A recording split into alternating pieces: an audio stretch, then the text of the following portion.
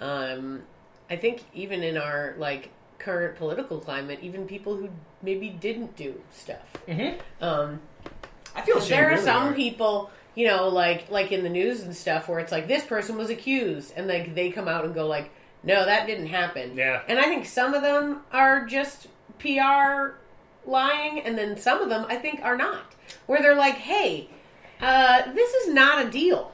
Like, whatever, she's lying. It is not a thing. Yeah. And no one's going to believe that person. Like, it's just over.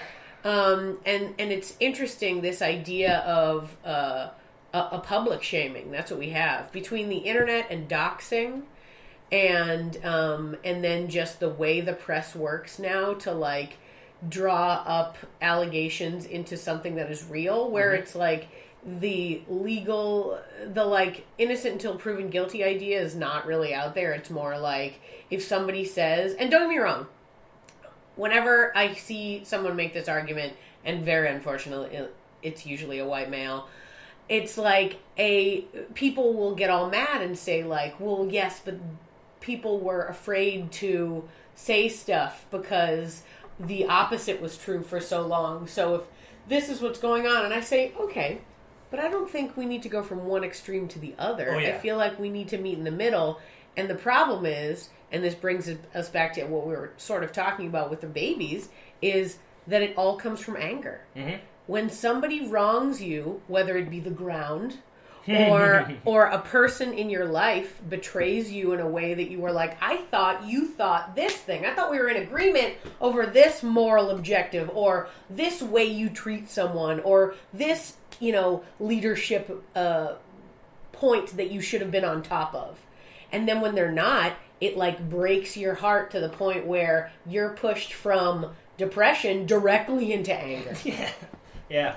That level of grief is the number one. You just hang there, and if you can't get past it, most people are there forever. The entire city of Boston lives there all the time. Yeah. No, I entirely understand that, because like anger and hatred are two things that come pretty easily to me. I think it's like and I think to a lot of people, to everybody. everyone. That's it's like, the problem. That's the thing is.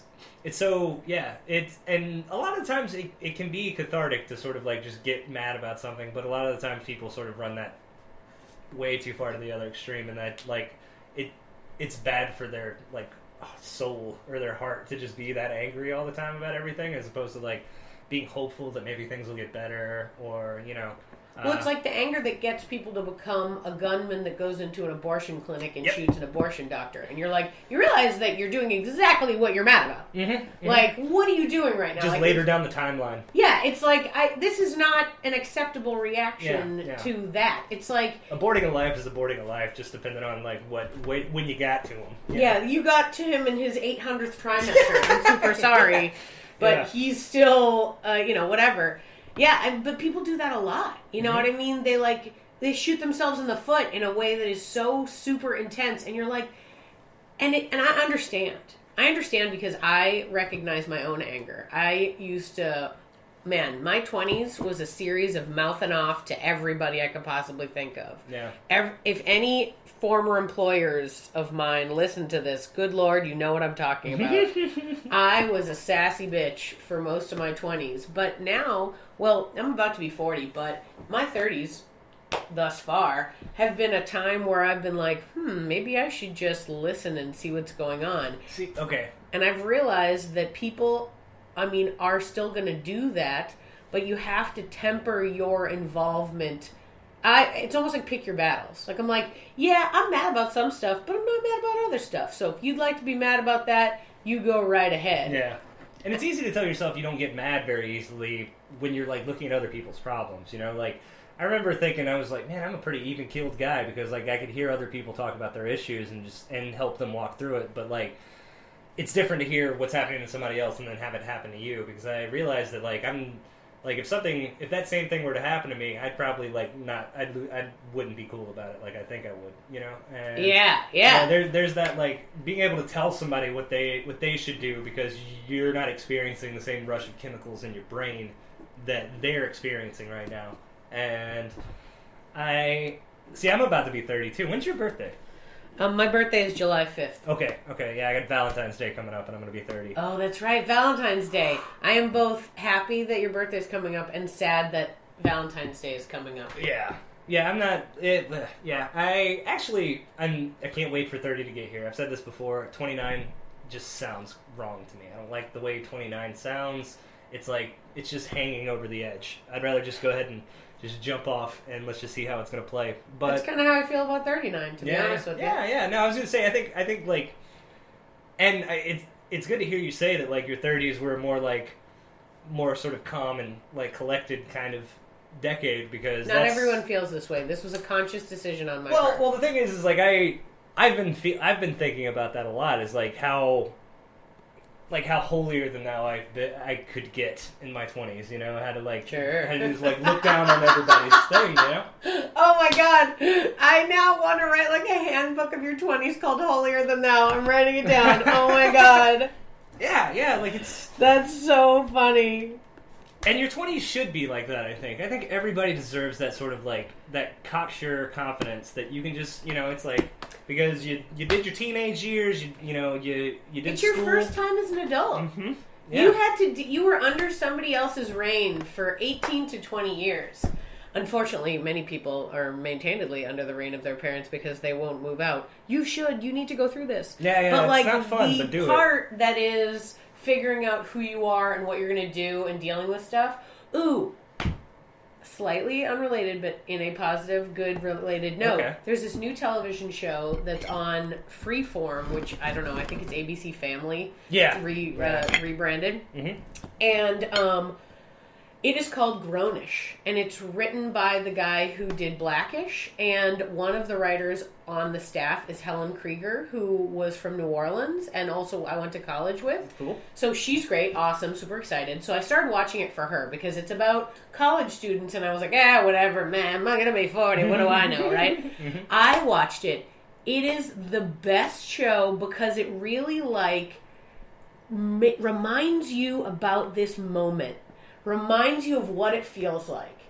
And it is so interesting because I'm always talking about, I'm always talking about my 18-year theory, mm-hmm. about how you turn around and you become a new person. Yeah. And when I was 36, I felt like that was I had finished the second path of my life and I was about to move into my third. And here I am in the beginning of my third. Right.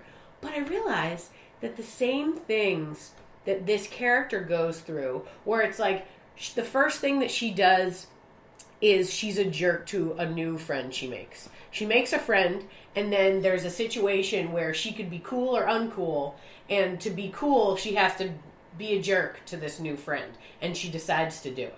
And it's like she feels, and the whole episode revolves around her other people talking to her being like, dude, that's not okay. Like, you were a bad friend. It's not, you got to be better.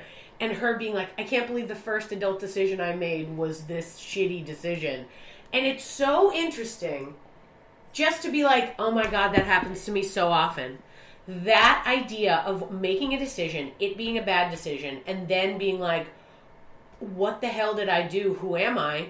But being able to rise above and not be like, that one decision is everything of who I am. I'm more than that. You know what I mean? So to find that, just the idea of that was so, good for this, next journey I felt like I'm beginning, where it's like, I'm almost like, it's sort of my first start in college. Where it's like, I'm making mistakes. I don't know what I'm doing. I'm a new person. I have a lot of experience, but maybe not in whatever's going to happen next. I'd like to think that, life is sort of this journey to attain, okay, so I think empathy is something that everybody should strive towards. And, that might just be on my end, because I don't know that I've ever been this most empathic person. Or, I am, but only actively, mentally actively. I constantly have to make myself go, what does that person feel when I do this thing? As opposed to, just inherently being empathic or,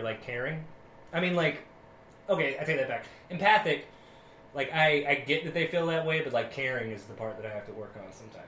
And I think that, a lot of people are super compassionate in their 20s in, a grand scope, in, a way that's sort of detached from them. They care about, big world issues, what's happening Syria or Flint, Michigan or whatever. You know, like they have that sort of open-ended compassion. The big world of Flint, Michigan. Yeah. Well, I mean, like they have that like No, I hear what you're the saying. big issue, like bleeding heart kind of compassion, but like on a smaller scale, like in a microcosm, their behavior might not necessarily be that super compassionate. Like on the day-to-day, like I remember the last job I had. It was in a building where everybody was, you know, doing like real hardcore tech stuff, and we had this like building-wide vote on how to deal with the homeless presence outside of it. And I just remember like I was like, man, this is easily the most liberal community that I've ever been a part of, as far as like everybody's rich enough to like kind of have these I want to go to Jordan and the Sudan and I want to save people's lives kind of attitudes. But then, like, these homeless people are a real issue. And I just remember, like, to them. And I just remember being like, where is this vote that I assumed everybody was going to be like, yeah, let's go out and give them food and money. And it was more like, how do we get the cops to make this go away? Yep. And I was like, these are all people that, like, drive me nuts with their, like, big world compassion. But, like, that, like, day-to-day shit, like, what they have to do, they couldn't be bothered. And I think, like, I don't know if it comes in waves or if I'm just, like, I don't ever want to think I'm a sociopath, but, like, you know, it's, like, one of those things where, like, I feel like I unlock a little bit more empathy every year that I'm alive because, like, I fail a whole bunch for that whole year. And I learned that other people are allowed to do that, too. And, like, and I don't get to ever, like, be so judgmental of anybody for messing up because I mess up so hard, so often, you know? So, like, every time I get to the end of a year, I sort of, like, look back on the way I behaved towards the people in front of me. And I think, like, that's where I try to work on it. And I think, like, your 20s are about that big world compassion, and then I think, like, and then after you get to your 30s and you start to realize, like, what's, like, you got to work on the circle that is the 10 feet around you and how you interact with everybody. I think, like, that's kind of what I'm looking forward to in my 30s, is sort of just repairing the relationships that I let either fall aside or, like, just didn't treat properly in my 20s, you know? And that's coming from a guy who ran away from his home, you know, in his early 20s and came out to Austin to, like, start a whole thing. So it's I'm from Boston. I'm as far away from them as I possibly could go. I have this strong urge to be more involved with my family back home. California. Yeah, like, I have this strong urge to, like, be more involved with my family back home and, like, my family here, like my little brother and stuff. And that's very recent, where it's like, I used to think I was better than them, you know, like the family back home and stuff like that. Sure. And now it's like, you know, I sort of think about, like, it might not be a direct comparison, but, like, I live in an analogous sort of ignorance sometimes out here. It just might come off a little more book ready, you know, than it does back home. And I don't know, like, it's one of those things. Like, I talk to my mom a lot more about things and, like, try to understand her. Like, we just did 23andMe. Have you ever done that? Like, to kind of, like, segue out of things? Oh, no. Chris actually thinks that it's a conspiracy. So the government can catalog? can catalog your DNA, so we're not going to do that. I want my family members to do it, though, so I can find out. Like, I want my sister to do it so that I can just be like, oh, okay, great. Also, my DNA and his DNA, Dallas's DNA, are already on record because they take it when you're pregnant. Okay. So I'm having a baby fully puts you in the system. So if you're going to be real conspiracy theory, you need to go, like, doula in, like, a backwoods cabin and shit. Wait. So wait, before we go down this rabbit hole, I want to respond to what you were just saying. Okay. About the idea of the big world ideas and what happens. Okay, I think there's two things that go on.